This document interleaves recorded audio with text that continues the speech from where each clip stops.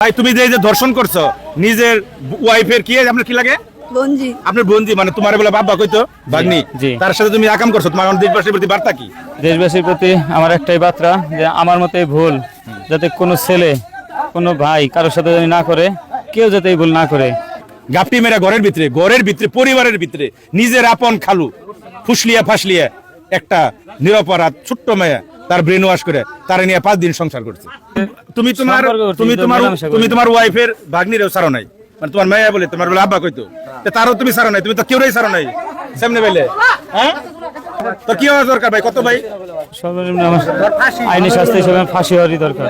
ফাঁসি হওয়া দরকার জি।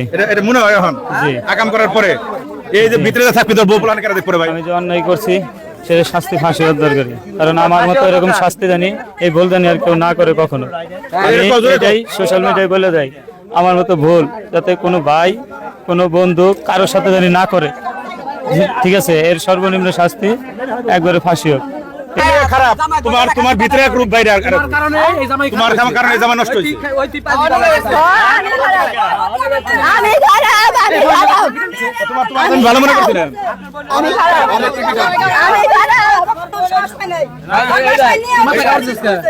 আমার মাথা হয়ে গেছে